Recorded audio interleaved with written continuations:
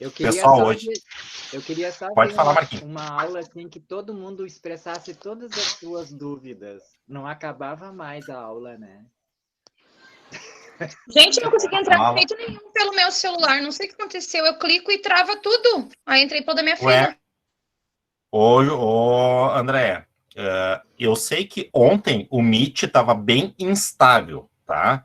Então, pode ser alguma coisa vinculada a isso. E hoje a gente vai ter um público reduzido e tem uma galera que quem é da Guaíba Telecom ali tá sem internet, tá?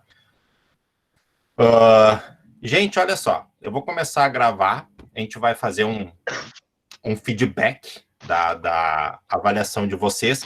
E eu acho que todo mundo que está aqui recebeu já um feed pelo WhatsApp, que eu resolvi aproximar um pouquinho o feedback da avaliação, né? Para a gente ter um... Como a gente não tem o presencial, a gente tem que arrumar um recurso para chegar pertinho um pouquinho mais de vocês, né? E ter uma avaliação personalizada, tá? Eu ali na tua exposição, eu não entendi bem a estrutura da aula de hoje. A gente vai ficar só aqui nesse Meet ou vai para outros lugares? Não, só aqui. O que tu já quer sair comigo, Marco? Não, que tu disse que tem um outro... Colocou lá que tem um outro... Deixa eu ver como é que é. Deixa eu dar uma olhada. O que é, Marco? Sei lá, um outro documento, Não, ali eu botei um linkzinho da nossa apresentação que eu vou usar aqui para quem quer usar depois para anotações. Tá? O Marco já quer sair da aula. Renata? E isso no virtual. Imagina quando for presencial, se eu não vou estar batendo perna nos corredores. Ah, quem é que não vai estar batendo perna? A gente não vai parar na sala, Marco. Então, eu vou começar fazendo um feedback aqui. Fiz um feedback diferente, né? Mas gostei muito, muito, assim, do que saiu, né? Do que a gente, na verdade, trabalhou esse semestre. Pontuei algumas dúvidas que eu vi que ficaram para a gente tirar limpo, né? Mas resolvi fazer esse feedback individual pelo WhatsApp de vocês, que eu acho que a gente se aproxima um pouquinho mais, tá? Então, vou gravar, já botei a gravar, pessoal, tá? E aí, vamos, depois porque um mês, praticamente, a gente está terminando a disciplina, né, gente? Que é loucura de novo, tá? Vou abrir aqui para vocês. Tá. Então, vamos ver. Ângela, tá aparecendo a minha tela?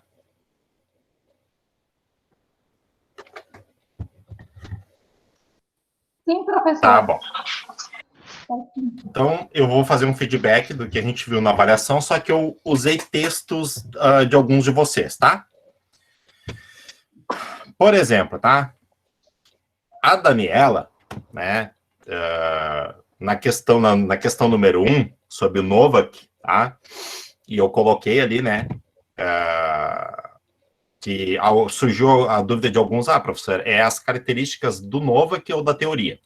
Então, até para a gente, né, quando a gente tem uma teoria, as características se encontram. Então, tanto da teoria quanto do Novak, né, se encontram. Claro que a gente não vai colocar, o Novak tem pouco cabelo, o Novak é velho. Não entram essas características, tá? Mas a Daniela trouxe um conceito bem bacana, e eu achei legal a gente trazer conceitos elaborados por vocês, né? Que ela traz que ele é um grande educador, que é pesquisador e empresário. Pô, empresário, a gente trabalhar com a teoria de um empresário, mas é um empresário à frente dos outros nessa questão de educação, tá? Ele foi o teórico que criou a teoria do mapa conceitual. Deixa eu só minimizar para aceitar alguém que está entrando. A Fê. Boa noite, Fernanda. Não tá aparecendo nada? Nada? Apareceu, sim. Tá. O teu tem um delay, às vezes, Dani. Vê se vai demorar um pouquinho a aparecer. A tua internet, às vezes, ela chega um pouquinho... Não tá aparecendo do novo aqui? Tá? Tá, sim. Tá a fotinho. Não, só tá aparecendo... Ué, que estranho, Guria. Ô, Dani, tem outro... O prof tá conectado com 2 computadores. Tem que clicar no outro para ficar aparecendo. Clica na telinha do outro que eu estou apresentando. Obrigado, Renatinha. Tá, agora que eu vou colocar o slide, tu vê se aparece, tá? Tá, vê se tá aparecendo para ti. Agora eu botei, apareceu?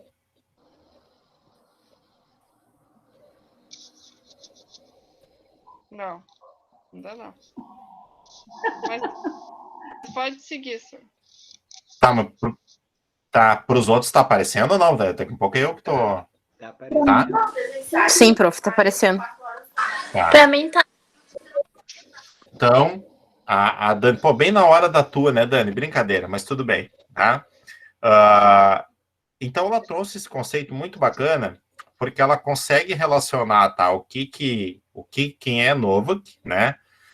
Traz uma questão interessante, que ele fala na questão, né, dos aspectos psicomotores afetivos da aprendizagem, tá? E ela faz uma explosão muito legal nessa questão do novo aqui. Alguns conceituaram por tópicos, né? Mas eu acho que se atingiu.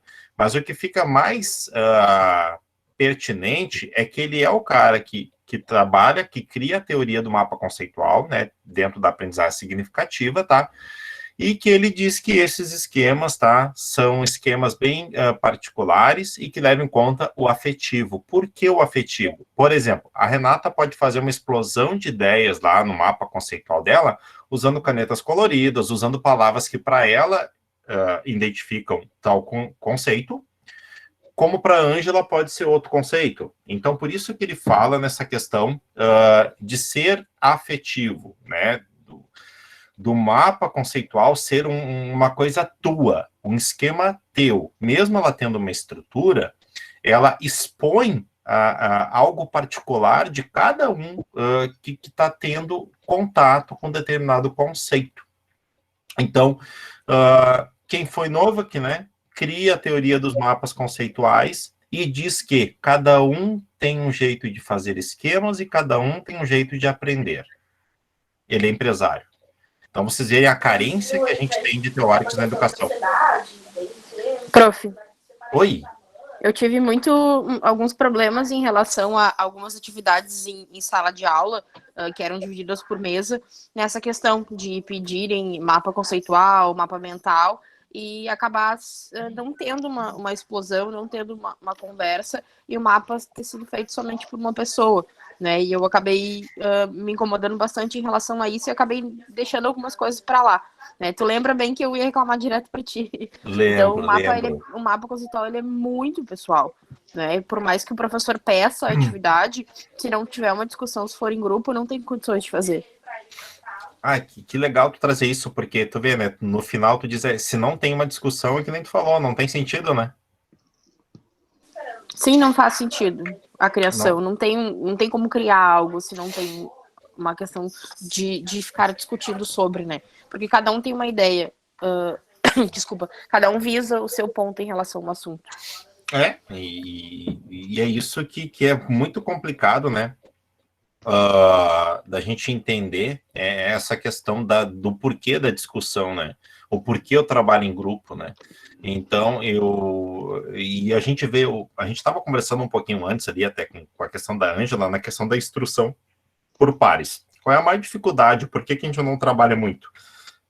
Porque as pessoas não entendem que tu tem que resolver um problema em grupo, que tu tem que discutir em grupo. E isso se torna muito complicado quando tu vai... e na universidade, na faculdade, na graduação, no técnico, porque as pessoas ainda estão condicionadas lá àquela base escolar que tiveram fragmentada e que cada um faz a sua parte, a gente não vai discutir.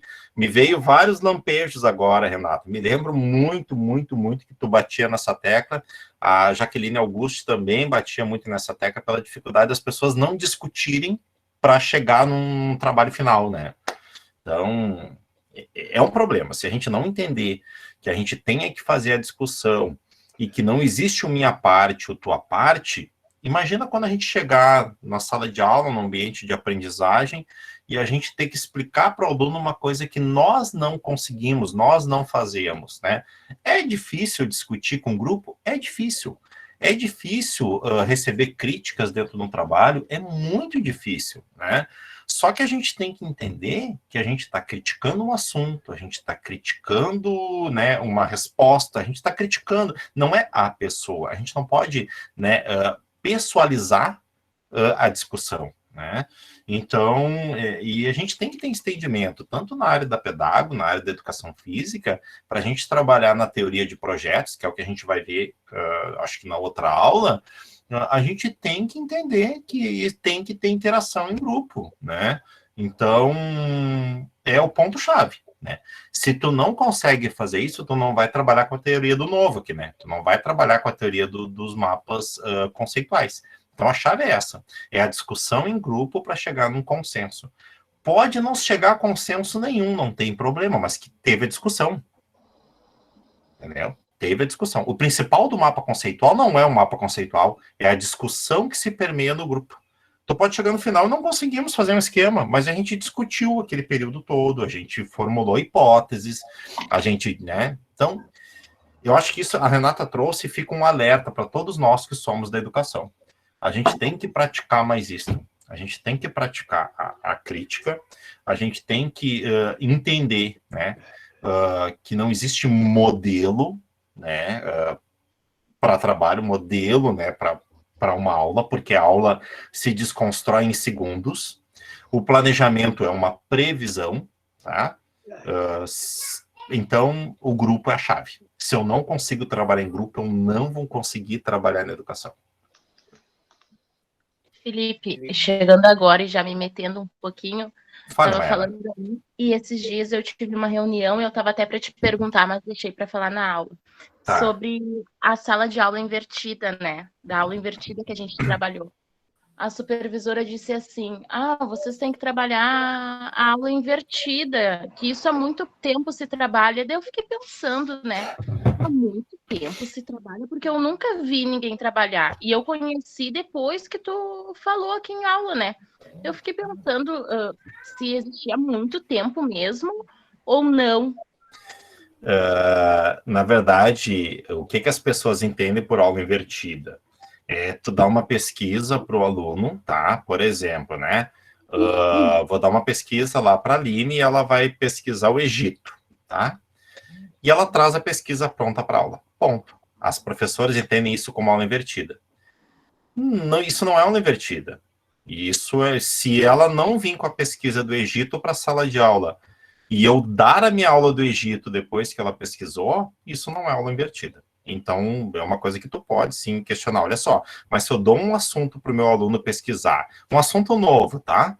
Eu dei um assunto para ele, ele pesquisou. Veio para a aula, me entregou, eu corrigi, mas eu não fiz uma discussão em aula, eu não trabalhei o conceito de novo do Egito, por exemplo, não é aula invertida. E eu concordo contigo. Eu não vejo quase nada de aula invertida, principalmente na educação básica. O que caracteriza a aula invertida é o feedback, né? Exato. Exatamente. E esse feedback, geralmente, é tu retrabalhar o conceito com o aluno. Olha, gente, então, já que vocês pesquisaram sobre o Egito, hoje nós vamos falar sobre o Egito. E é o feedback, é onde vai acontecer a aula invertida. Felipe, voltando um pouco para outra questão, que era a minha dúvida, ali quando tu me mandou a mensagem, é que eu não me recordo, eu não me lembro nem o que eu comi hoje, que dirá o que eu fiz no outro dia. Tu falou que faltou... Como é que tu botou aqui? Faltou... Na tua, o que é? Hã? Sobre a questão número 1, eu não respondi a questão número 1. Não, tu colocou o teu nome no lugar da 1. Ai, mentira que eu fiz isso. Sim, não ri, Renata.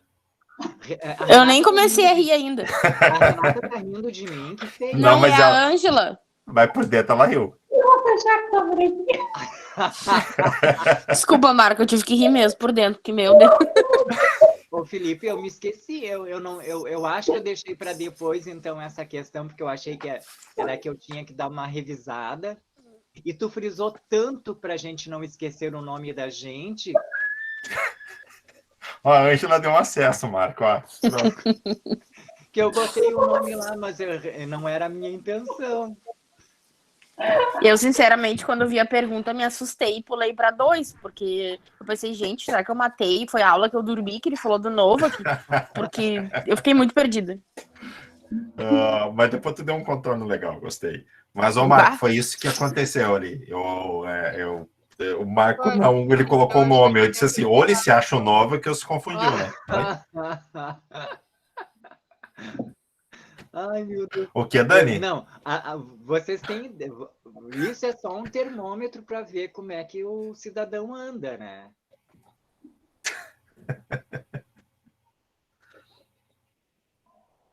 Oi, Dani, tinha falado alguma coisa? Achei que eu tinha respondido errado aquela. A número 1. Não respondeu errado, não. Bem, enquanto tu viu que até já trouxe para ali. Então, vamos dar seguimento e a gente vai parando e vai discutindo. A ideia é essa, tá? Se parar alguma coisa aí, vocês me avisem, tá? Olha só, a questão do lúdico na educação. Por Aline Souza, tá? A Aline traz que trabalhar o lúdico é dar opções de atividades que irão dar prazer e significado ao aluno quando realizá-la. Ou seja, é trazer métodos diversificados para apresentar um determinado conteúdo. Tá? Olha só, o lúdico foi uma das questões mais complicadas de escrever, porque a gente está muito arraigado que o lúdico é o colorido, é toda essa questão que a gente tem, né? É a purpurina, tudo mais, é essa questão, né? Mas não, a Aline traz um ponto interessante, que é a questão de eu diversificar, tá? O lúdico, gente, é fazer o ambiente ficar motivador, né?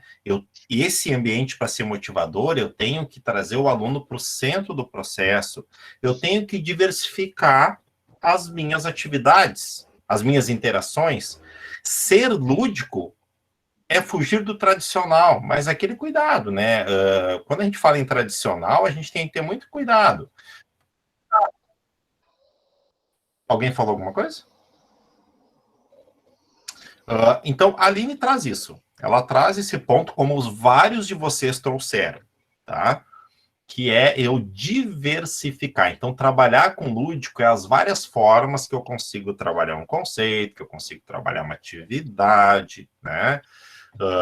Então, o lúdico é eu transformar aquela situação. É eu, na verdade, assim, surpreender o meu aluno, né? Nessa questão. Preciso de recursos mirabolantes? Não preciso, gente. A gente tem que parar de entender que para dar uma boa aula, para ser uma ótima aula, eu preciso de recursos, né? Mirabolantes, não. Eu preciso usar o recurso mais importante que tem na sala de aula, que é o professor e os alunos.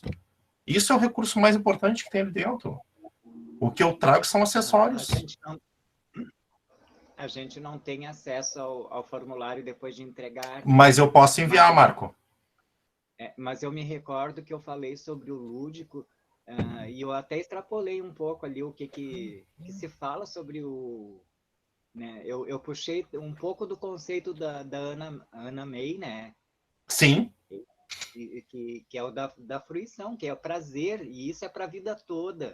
Exato, Marco, exato, né? Essa questão do frisson. A Aline Soares perguntou quem é a Aline Souza. A Aline Souza é a outra loirinha. Ali, ó, de óculos, está abanando agora, não sei se está vendo aí. Essa é a Aline Souza, tá? O que eu resolvi, né? Trazer um feedback. Claro que eu queria colocar todas as questões de vocês para a gente discutir, mas a gente não tem essa possibilidade, por isso que eu dei um feedzinho ali no WhatsApp. Mas eu acho que a gente tem que começar a trazer conceitos produzidos por vocês, por profissionais da educação, né? Então, eu tenho uma, não está aqui, ó, a Pamela Forte respondeu até a pergunta da educação física. A Pamela Forte se empolgou assim, ó, saiu respondendo tudo, né? Foi bacana, né? Então, e a Marília traz ainda, né, que no entendimento dela, o lúdico é promover atividades diferenciadas que estimulem a participação, o interesse da criança ou do aluno, usando os mais diversos recursos, como brincadeiras, jogos, né? que realmente prendam a atenção e que dê prazer para as crianças. Aí chega no ponto que o Marco falou, né? A questão do frisson, de ser prazeroso, de tu não esquecer aquela atividade, porque ela te deu prazer, né? Então... Por isso que eu acho que eu ressaltei tanto, que não é nem tanto, desculpa, mas é nem tanto só uma brincadeira, um jogo, alguma coisa. Qualquer atividade, ela pode ser prazerosa. E isso é lúdico, tu tá trabalhando lúdico. Exato, Marco, exatamente, cara. Esse é o ponto. Se você, né? Ô, professor, Oi? agora, há pouco, por isso que eu entrei mais tarde, há pouco a gente terminou o Meet com as crianças lá do 5º ano. E aí um deles Sim. montou o esqueleto que a gente estava trabalhando, os ossos, o esqueleto humano, qual agora faltou. Para que serve o nosso esqueleto, qual a função e tudo. A função, é isso. E aí a mãe imprimiu, por causa que eu tinha feito todos os impressos, mais o papel pardo, só que aí como a diretora pegou o coronavírus, não pôde ser entregue. Então a mãe imprimiu, ele montou e colou no roupeiro, aí ele mostrou, ficou muito legal, e ele adorou, né, disse, aí já a outra aluna, ela não conseguiu, a mãe não, porque ela não imprimiu, mas ela disse assim, não, eu prefiro desenhar, e não é que a menina fez um desenho lindo, assim, mostrou, então isso é o lúdico, é tu trabalhar uma coisa, um conteúdo de formas diferenciadas, não só com texto, com perguntas de marcar e responder. Exato, Aline, exato, Aline. É usar os... E tu vê, né? Se reinventar, que é o que vocês estão fazendo nos estágios de vocês, é se reinventar. Vocês estão explorando ao máximo a questão lúdica, né? Então, lúdico, a gente trabalha nessa linha, tá, pessoal? De ser significativo, sim, de ser prazeroso. Nem todos os dias eu vou conseguir fazer isso. Tem dias que eu vou ter que trabalhar, mas que eu volto e meio eu tenho que estar trazendo isso, né? Aula invertida e instrução por pares. Alguns confundiram um detalhe, tá? Depois eu coloco aqui o do Thales, mas só para me enxergar vocês. Tem um quesinho que tem uma diferença na instrução por pares que vai diferenciar da aula invertida. Que é o quê? Na instrução por pares, eu desafio os meus alunos a resolverem um problema em grupo, tá? Eles têm que resolver um problema. Aquilo que a Renata colocou no começo lá, a dificuldade da gente chegar a trabalhar com grupo, mas por que a instrução de pares quase não é utilizada? Ela quase não é utilizada por essa dificuldade de grupos conseguir resolver problemas. Tu imagina, na aula invertida eu passo um conceito que o aluno nunca viu, ele vai pesquisar, vai trazer para a sala de aula e eu vou dar um feedback com a turma. Na instrução por pares, antes de eu dar o meu feedback, eles são desafiados a mais uma coisa, um problema envolvendo aquele assunto. Imagina a discussão que eu vou ter que ter, a formação de grupo que eu tenho que ter ali. Só depois que eles tentaram resolver esse problema, não significa que eles vão resolver, não tem problema, Cris, boa noite. Só depois disso... Desculpa te atrapalhar. Capaz, meu amor, capaz. É que eu me atrasei porque a gente tá correndo lá na escola, que a prefeitura ligou, que amanhã vão lá fazer visita para liberar a escola, né? Então, imagina a correria. Tranquilo, não te assusta, tá? Então, a gente tem essa questão, né? Instrução por pares, que eles vão ter que resolver, eles são desafiados a resolver um problema, depois que teve a discussão, que tentaram, conseguiram, não conseguiram, aí vem o feedback do professor. Por isso que ela é pouco utilizada, né? Porque ela vai dar trabalho, eu vou ter que mediar grupos, né? Então, isso é uma dificuldade. Eu olhando hoje, né, até a Renata falando, daqui um pouco até na própria atividade que eu propus, nas atividades que eu trazia para dentro da universidade, eu ainda não tinha essa visão de ter que trabalhar metodologias ativas ali com vocês. Com certeza hoje, tá? Eu teria uma postura diferente. Eu refazia esse grupo, eu ia tentando. Mas a gente está falando lá daqui um pouco em crianças, em adolescentes, que isso é mais difícil de fazer esse entendimento. Mas é um desafio. Se eu consigo trazer essa proposta, é riquíssimo o resultado. É riquíssimo mesmo. Quando a gente fez aquele trabalho do livro didático, né? Foi essa a perspectiva que eu tentei levar para o trabalho. Até desde a formação inicial ali, era deixar eles mesmo sem saber, os alunos sem saber o que estava acontecendo e já ir montando a estrutura toda. Marco, exatamente, Marco, aquela linha ali, perfeito. Então a gente tem essa questão, né? Essa é a diferença da instrução por pares. Trouxe ali o que o Thaleson colocou, porque ele frisa isso. Em um ponto da resposta dele, ele coloca, né? Que dali no final, onde o educador instiga os alunos a chegarem a um consenso, encontrando a solução do problema. Tá? Então ele frisou bem isso ali, e achei muito bacana, assim, o formato que se traz, né? Então essa é a diferença. Na aula invertida eu não preciso desafiá-los com problema, eu tenho que somente fazer feedback. A aula invertida, ela tem que ser trabalhada antes da instrução por pares, tá? Então o Thaleson traz esse conceito para nós. E aqui a educação fabril, que eu trago uma citação da Renata Machado. Tá? Quem assistiu o vídeo ali, né, da questão número 5 para pedagogo, e depois eu trago também, depois eu trago uma citação da Fernanda Jardim, da educação física, tá? Mas falando um pouquinho da educação fabril. A Renata traz na resposta dela que ela se surpreende em ver como a educação surge e para que ela surge. Gente, a educação surge, sim, para fazer o aluno obedecer para o funcionário, consequentemente, depois nas primeiras fábricas e tudo mais, ele também obedecer na empresa. Então, a educação tem esse condicionamento, ela é condicionada a isso. A educação ela é criada, em um primeiro momento, para gerar, para fazer mão de obra, tá? E é uma educação fabril, né? Ela é baseada na operação. Tanto é que na Revolução Industrial se criam escolas dentro das fábricas, tá? Se criam escolas dentro das fábricas para ter essa ideia de, sim, sentar e obedecer. E a gente carrega isso até hoje na maioria das escolas, né? Não confundam, não é fazer o que quiser, não é não ter limites, não é isso que se fala.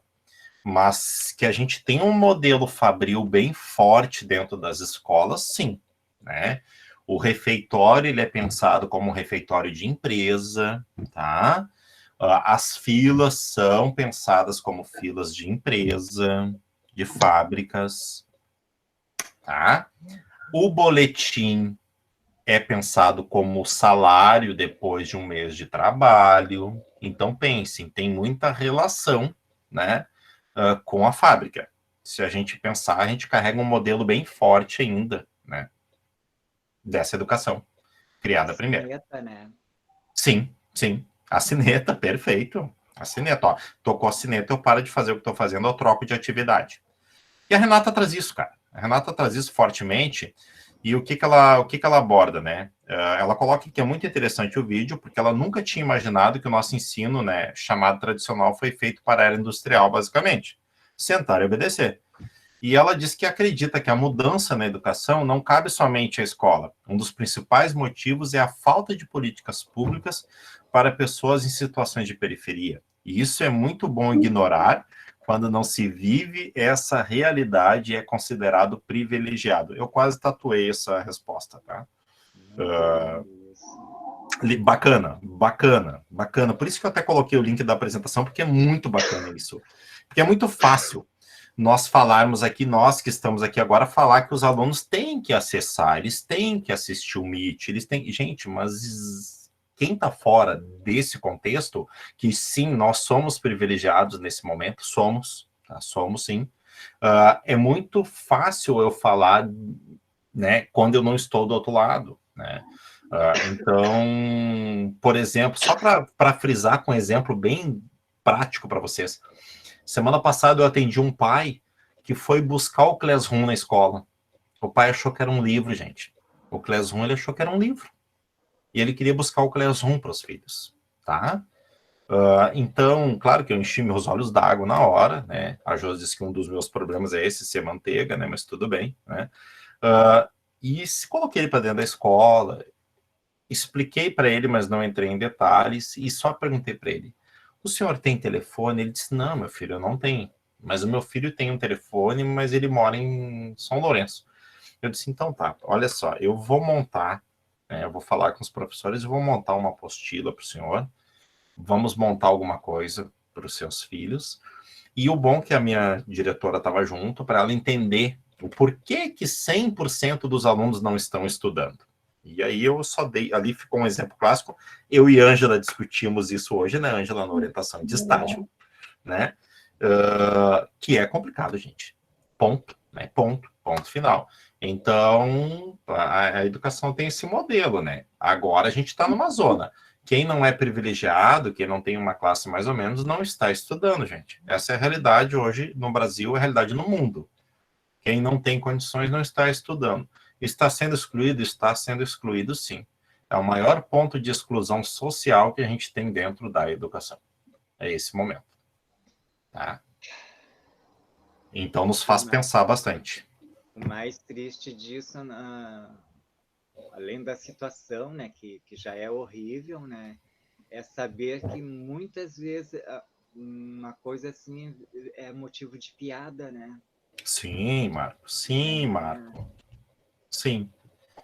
Sim, Marco. Então, assim, eu resolvi colocar esse paizinho lá para dentro, lá para as pessoas que estão lá trabalhando comigo entenderem, né, o que é o meu desgaste de dizer para eles que este ano, pedagogicamente, ele está perdido, e não tem problema dele estar perdido na educação básica, ano que vem se retoma, entendeu? Mas de forçar, e tu acaba, na verdade, até afastando muito mais os alunos da escola, quando tu começa a ter essa disparidade. Em uma turma tem uns que tem o iPhone, tem o computador, tem isso, tem aquilo, e outros, né, não sabiam nem o que era um Classroom, né?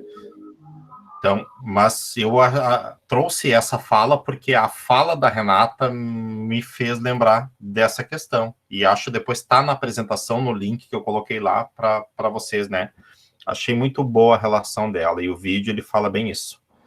Uma coisa, senhor, que eu digo, né, eu vendo este ano, mesmo a gente tentando ajudar os filhos da gente, que eu tenho o Miguel que está no 1º ano e a minha filha, a Júlia, que está no 9º ano, esse dia na reunião eu comentei com a diretora até que se eu tivesse o poder de deixar eles repetirem o ano novamente, eu preferiria que eles fizessem novamente, a minha filha fizesse o 9º ano em sala de aula e o meu filho o 1º ano, né? E aí a diretora disse, mas olha o que a diretora me respondeu.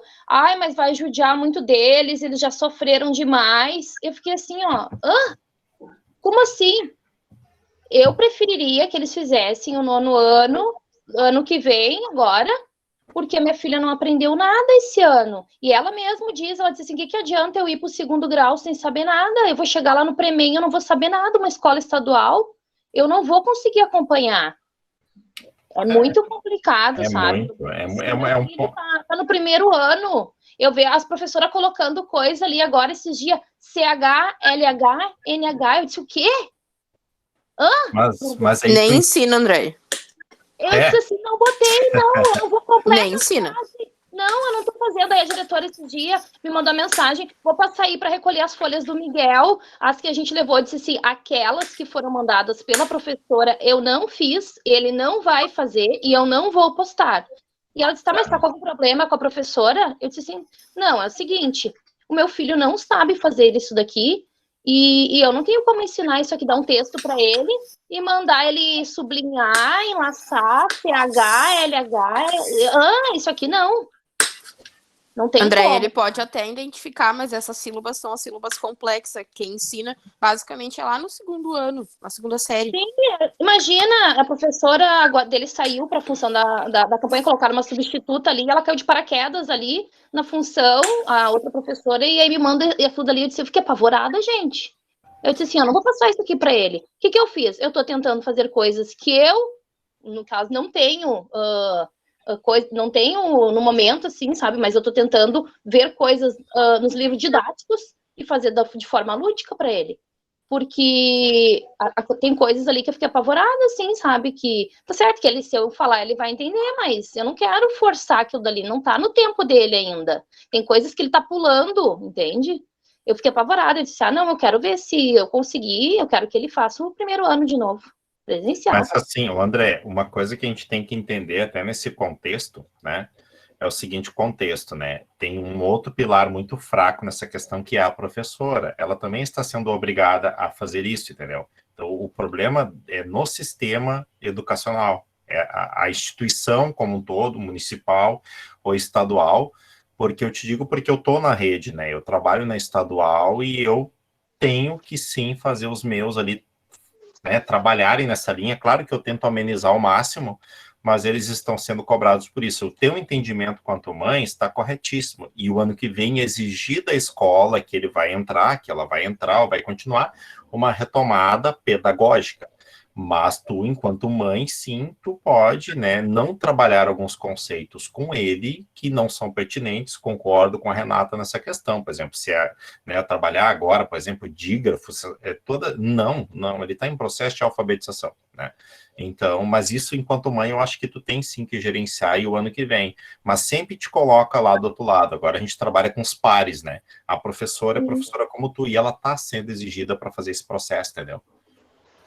O problema todo foi aquela resposta da Renata na outra questão. Que o sistema todo já induz que a educação seja dessa forma. Isto.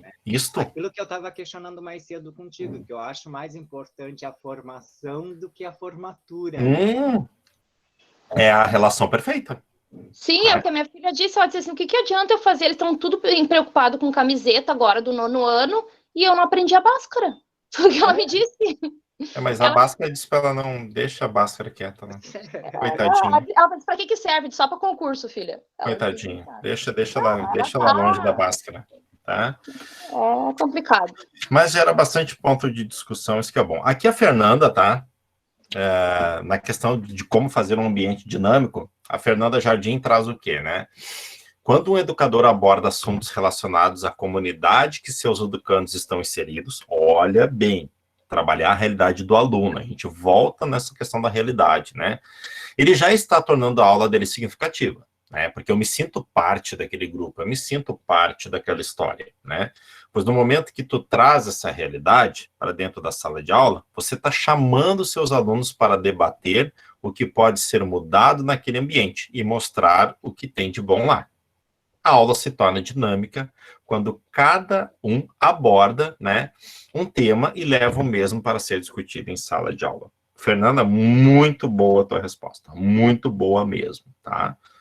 Então, isso... Essa colega... A Fernanda... Fernanda, dá um oi aí, Fernanda. A Fernanda Jardim é da Educação Física, nossa colega da Educação Física. Oi, Fernanda. Oi. Que legal, que show. Aí tá, Fê. Prazer, Fernanda. Prazer. Deixa eu abrir aqui para tu me ver. É bem exibido esse marco, por favor. Não, a Fernanda tem que aguentar isso, gente. Eu conheço também, eu não sou muito bonitão, né? Hoje ele abriu a câmera, gente. Ele tá feliz. Pra Fernanda, não te mete. Mas eu não posso abrir a minha, porque o meu telefone tá me pendurado aqui. É pra Fernanda, não te envolve, André. Eu já fico olhando de longe, admirando. A Fernanda é muito amiga do Luquinhas, o nosso Luquinhas lá, o Lucas Farias. Então, às vezes saem umas fotinhos legais os dois lá, fazendo projetos, isso e aquilo, né, Fê? Verdade. Sempre grudados. Sempre, mas ali não tem como não grudar. Então, assim, a Fernanda traz muito essa questão, gente, de trazer a realidade. Eu acho que é uma visão bem interessante, porque a Fê é da área da educação física, mas é da área da educação. A gente tem que entender que a gente, em um ponto, a gente se encontra, né? Então, achei essa questão da realidade do aluno, de trazer ele, fazer ele pertencer àquele espaço, né? Faz com que o meu aluno, né, com que esse ambiente já seja dinâmico, né?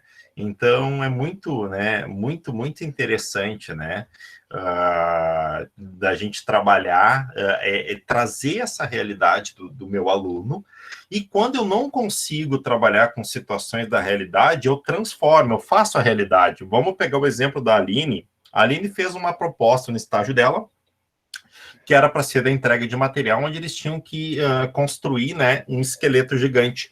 Ela fez a impressão para todos eles num tamanho gigante, deu o papel pardo, fez tudo aquilo. Ela proporcionou uma realidade igual para todos fazer atividades, vocês entenderam?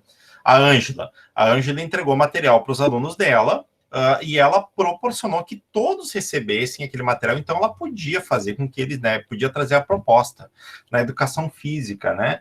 A Fernanda vai trabalhar o basquete, ela vai proporcionar que eles tenham uma cesta, que eles tenham uma bola. Eu sei que os professores de educação física têm uma briga nas escolas, porque nunca tem o material para todos, nunca tem o material, né, de esporte, porque o Brasil ainda não entende que o esporte é uma ascensão social, mas tudo bem, né? Mas essas questões, se tu conseguir trazer a realidade para dentro da sala, tu vai propor alguma coisa. Na educação pública, gente, não funciona muito pedir o material para trazer para a sala, porque muitos não têm a família para trazer, tá? E muitos não têm condições de trazer esse material. Por que a gente fala tanto em trabalhar com material reciclável, ou seja, popularmente chamado sucata? Porque a gente consegue dar acesso para todo mundo nessas situações, né? Então, por que tem o papel pardo na escola? O papel pardo para mim conseguir dar um pedaço grande para todo mundo, porque nem todos conseguem trazer a cartolina que eu peço. E a cartolina é um ponto de exclusão tremendo. Tem um amigo meu que escreveu um artigo sobre a cartolina e a sua exclusão social.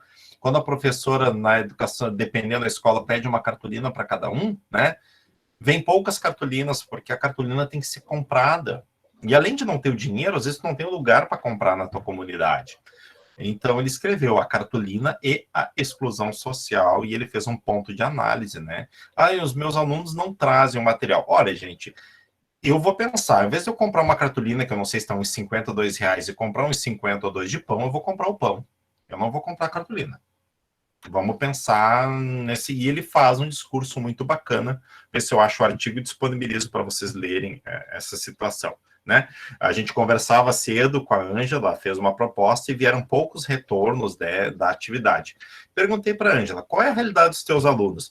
A maioria dos pais são agricultores, saem para trabalhar antes do sol nascer e vêm para casa depois que o sol entra. Eu disse, tá, ok. Então, como é que essas pessoas vão ter as condições físicas de fazer uma atividade com o seu filho à noite? A escola é o mecanismo presencial, ele já manda o filho para a escola, ele consegue que o seu filho estude, né? E então, por que vem o pouco retorno? Então, a gente tem que parar para pensar nessa questão, né? Da realidade do meu aluno, mas de tornar esse ambiente dinâmico, né? De oferecer, então, as condições para que eles façam atividade na sala de aula. Mas tu foi muito feliz na resposta, Fernando, eu gostei. Além de gostar, foi significativa. Tá? Então, assim, ó, esse é um feed do conteúdo, do conhecimento, do objeto de estudo que a gente teve na avaliação, né? A gente não se deparou ainda, mas a gente já está em novembro e a gente começa a trabalhar para o nosso último instrumento de avaliação. Para vocês terem um ponto base, né? Eu sempre trabalho com pontos base para vocês não se perderem. A gente começa a trabalhar ali os conceitos para a nossa avaliação lá, o último trabalho, a partir da aula de hoje. E a gente vai relembrar um pouquinho de um conteúdo que eu trabalhei na última aula antes da avaliação, para a gente retomar um pouquinho, e a gente começar, né? Uma notícia. Os TDEs agora, até o final, todos serão sala de interação. Vão ser fóruns, tá?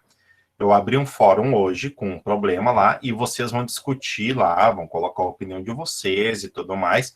Vão ser salas de interação para mim conseguir dar um feedback geral na sala de interação para vocês. Duas situações, dois objetivos com isso. O fórum é uma ferramenta rápida para vocês responderem ali, tá? E o segundo, eu consiga dar um feedback na semana para vocês, geral, né? E que nós não tenhamos trabalhos para entregar, a não ser o último trabalho avaliativo que a gente vai ter, tá? Então, é a sala de interação. Estratégia do professor Felipe. Terminou a aulinha no Meet, entra no fórum, responde e está livre das atividades de metodologias ativas até a próxima semana. É uma estratégia para vocês não se sobrecarregarem com essa demanda a mais aí de final de ano, e eu também dar conta de dar um feedback adequado para vocês, tá? Então, só para retomar, a gente falou um pouquinho, tá? Na aprendizagem baseada por problemas, tá? a gente começou trabalhando com isso. Tanto é que o fórum lá, ele traz já hoje uma situação problema, tá? Para a gente discutir juntos, tá? Então, a gente vai retomar, né? Tem lá na aula, na penúltima aula, tem ali, a gente trabalhou um pouco, tem uma apresentação ali, né? Tem algumas lâminas para vocês ali. E aí a gente vai discutir um pouquinho, vamos resolver juntos, eu coloquei lá a atividade, e vocês têm uma situação para discutir no fórum, tá? O que a gente vai combinar? Os fóruns vão ficar uma semana aberta a partir de agora. Abre hoje e fecha quinta que vem, tá? Para vocês colocarem a opinião de vocês ali, lembrando, né, que é uma sala de interação, então a gente pode e deve ter uma discussão ali, então entra lá, vamos fazer isso por semana, e aí a gente vai trabalhar com essa aprendizagem baseada em problemas. E aí a gente tem um calcanhar de Aquiles, que eu digo, que é a questão, por exemplo, né, meu Deus, mais problemas em minha vida para resolver. Ou aquele famoso na matemática, né? A matemática traz os seus problemas, ela que resolve os problemas dela, né? Aqui é um outro tipo de problema, tá? Aqui é uma outra situação que a gente vai discutir, né? Lá eu trago um problema para vocês, olha, eu trago uma charge do Calvin lá, e aí vocês vão colocar o que vocês acham do assunto, expressar a opinião de vocês lá dentro, né, desse assunto que eu trago uma proposta de tema. A aprendizagem, né, baseada em problemas, como falado naquela aula, tem origem principalmente nas ideias do Dewey, né, que ele diz que eu tenho que desafiar os alunos e não ter medo das respostas desse desafio, né? Eu quero que vocês entendam que a gente nunca pode entrar em uma sala de aula com medo, tirando o 6º ano do ensino fundamental, que não é turma, é uma sucursal, tá? Terrível. Tudo bem, tá? Tirando essa turma. A Fernanda deve adorar um 6º ano, não sei se teve ainda em educação física, aquilo é de outro mundo, mas tudo Ainda bem. não tive experiência. Não teve, Febá? Quando tiver, entre em contato com o teu professor, diz Felipe, tá? Isso a gente sempre diz, né? Quem sobreviveu ao 6º ano entrarás para dar aula em qualquer lugar do planeta, né? Mas é porque é uma transição, né, gente? Ele sai dos anos iniciais, que é só uma professora, e entra para o 6º ano que muda. Mas é pela questão mesmo dessa mudança, né, brusca. A gente brinca, mas é porque demora até as coisas, né, para eles entenderem, se acomodarem. Mas a gente faz uma brincadeira porque é difícil mesmo, é complicado, tá? Essa aprendizagem baseada em problemas, o Dewey traz que o ponto central, né, é trabalhar na linha dos desafios. Então, eu desafiar o meu aluno, tá? Eu tenho que desafiar o meu aluno, mas eu tenho que estar pronto para as respostas desse desafio. E aí é que tá, né? Tem professores que detestam ouvir o não entendi. Tem professores que têm muito problema com isso. Eu não entendi, professor. Não entendi o jeito que o senhor explicou. Mas a professora ali me explicava bem melhor. Não tem problema, gente. Se eu estou trabalhando nessa linha, e se eu sou professor, eu tenho que estar, né, bem pautado nessa questão. Mas tu gostava da professora Aline porque ela deixava tudo. Não, daqui a pouco porque ela tinha uma metodologia muito boa mesmo. Daqui a pouco ele se aproximou dela mesmo. Então, essa questão, né, de trabalhar com desafio, o professor tem que estar totalmente voltado para a linha crítica na educação, né, que é aprender, né, a trabalhar com as respostas dos alunos, né?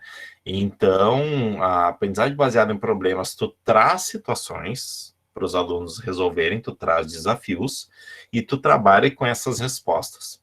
Depois que tu tem as respostas, tu tem as ideias, tu faz uma explosão de ideias, tu faz uma explosão de conceitos. E a partir daí se formula alguma coisa, né? Então, a aprendizagem que Dewey traz pauta na questão, né, de ouvir o meu aluno e dar significado. Tu quer ver um exemplo prático? Por exemplo, né, depois do final de semana, segunda-feira, comecinho da aula, né, quando a gente não dá o tempinho para o aluno conversar. pode anotar, tu vai ter problemas a aula inteira, porque ele não pôde contar ou conversar com o colega ou conversar com o professor aquilo que ele fez no final de semana. Então, mas tu pode usar isso dentro da linha da aprendizagem baseada em problemas, que é transformar isso em aula, né? Como é que eu transformo isso em aula, né? Toda segunda-feira tu tem um momento no início da aula de como foi o teu final de semana, né? Ou o que vocês estão com vontade de falar, e tu dá um tempo. Tu tem que dar um tempo, senão tu vai a aula inteira. Trabalha na linha, né? Diz, olha, a gente vai ter 15 minutinhos agora para a gente dar uma conversada, né? E aí tu trabalha e depois tu tenta fazer um gancho com a tua aula. Sempre dá para fazer gancho com a aula, né? Sempre, né? Por exemplo, né? Vamos pensar lá na situação da Andrea, que ela trouxe a questão do CH, né? Eu vou trabalhar CH com meu aluno, vou trabalhar a palavra chá. Aí eu puxo, olha só, no final de semana alguém da tua casa tomou chá? Alguém na sala vai ter tomado chá. E se não tomou, tu inventa que tu tomou. Dá um jeito, né? E aí faz um gancho, né? Tu tem que ir fazendo gancho com essas situações, né? Na educação física, né? Alguém viu o jogo tal? Alguém viu Fórmula 1? Alguém brincou? Alguém andou de bicicleta? Então, isso está baseado na questão do Dewey, que é começar a tua aula numa zona de interesse do teu aluno, tá? É tu puxar ele para dentro da tua sala de aula. Então, os 15 minutinhos do início de uma aula, gente, eles são cruciais para o andamento para vocês que tem turmas que às vezes ficam a tarde inteira, ficam a manhã inteira, né?